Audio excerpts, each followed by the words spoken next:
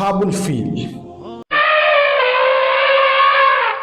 हुकूमती सबा के हुदूद ममलिकत जनूबी अरब से शुरू होकर शुमाली अरब और अफ्रीका तक वसी हो गए थे।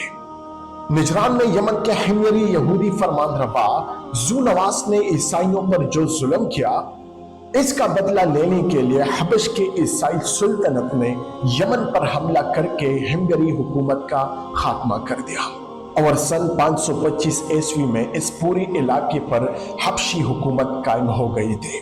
बाज मौरिखीन के मुताबिक इसी हबशी फौज में अब्रहा भी था और बाज लोग कहते हैं कि अब्रहा इस फौज का सिफा सालार था और रफ्ता रफ्ता यमन का खुद मुख्तार बादशाह बन गया, मगर बराए नाम उसने शाह हबश की बालादस्ती तस्लीम की थी और अपने आप को शाह नाइब लिखता था। यमन में पूरी तरह इक्तिदार मजबूत करने के बाद अब्रहा ने रोमी सुल्तनत और हबशी ईसाइयों के लिए काम शुरू कर दिया, जो उस मुहिम की इब्तिदा से उसके पेश नजर था, यानी अरब में ईसाइयत फैलाना और अरबों की तिजारत पर कब्जा करना। अब्रहा ने इस मकसद के लिए यमन के दारुल सुल्तनत सनआ में एक अजीम शान कलीसा तामीर कराया, जिसे अरब मौरिखीन अल-कुलैस या अल-कुल्लैस कहते हैं। मोहम्मद बिन इसहाक की रिवायत है, इस काम की तकमील के लिए उसने शाह हबश को लिखा कि मैं अरबों को हज काबा से इस कलीसा की तरफ मुड़े बगैर ना रहूंगा। और इब्ने कसीर रहमहुल्लाह ने लिखा है कि उसने अपने इरादे का इजहार अलल ऐलान यमन में किया था और उसकी मनादी करा दी। इसके इस ऐलान पर गजबनाक होकर एक अरब हिजाजी ने किसी तरह इस कलीसे में घुसकर रफ़ाए हाजत कर दी।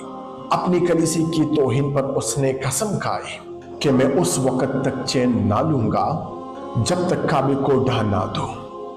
इसके बाद सन 570 या 571 ईस्वी में वो 60,000 फौज और 13 हाथी साथ लेकर मक्का की तरफ रवाना हुआ।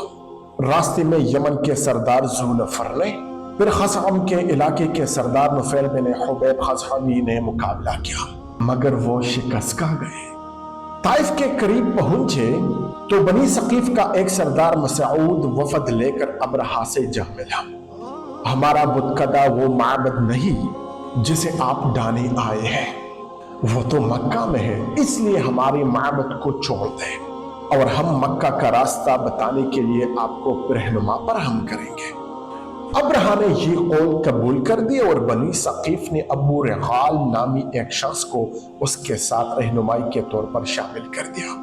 जब मक्का 3 कोस रह गया तो अल-मुअस्सम के मुकाम पर पहुंचकर अबू रिगाल मर गया और अरब लोग मुद्दतों से उसके कब्र पर संग बारी करते हैं और बनी सकीफ को भी वो साल तक तावी देते थे कि उन्होंने लात का मंदिर बचाने के लिए मक्का पर हमला करने वालों के साथ ताउन किया।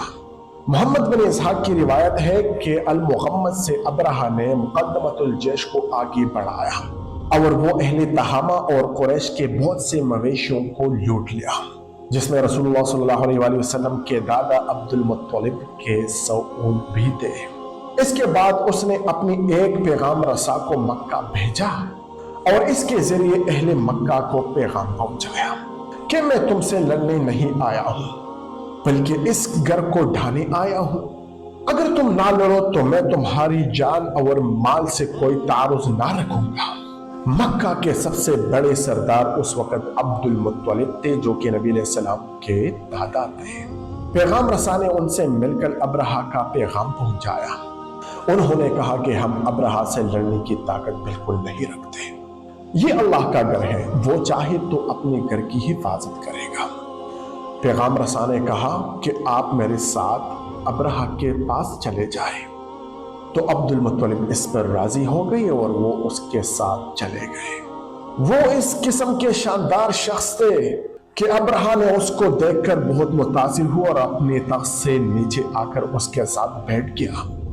फिर पूछा कि आप क्या चाहते हैं। उन्होंने कहा कि आपने जो मेरे ऊंट पकड़े हैं मुझे उसको वापस कर दें।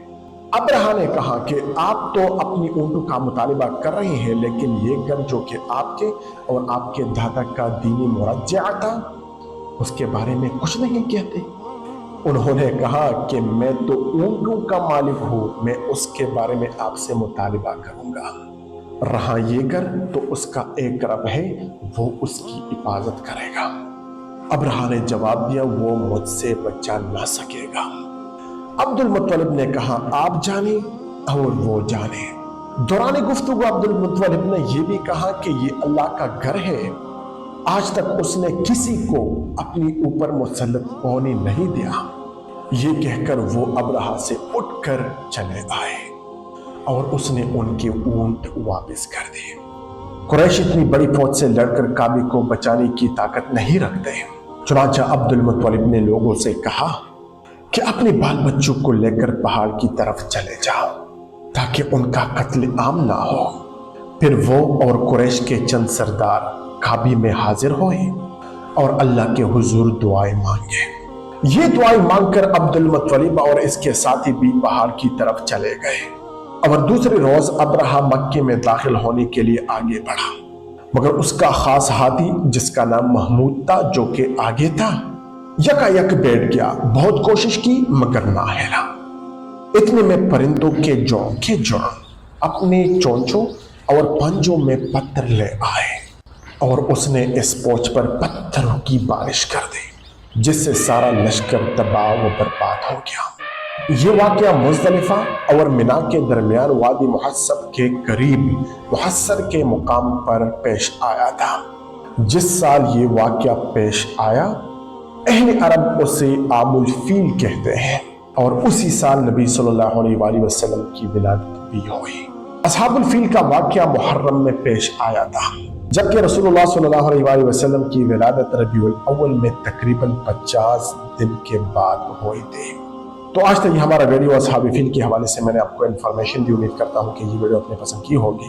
اگر ویڈیو پسند آئی ہو تو ہمارے چینل کو سبسکرائب کریں، برائٹ ایرا آف اسلام، اور ان ویڈیوز کو اپنے دوستوں کو شیئر کریں تاکہ وہ بھی ان ویڈیوز سے مستفید ہو سکے۔ تو ویڈیو دیکھنے کا بہت زیادہ شکریہ۔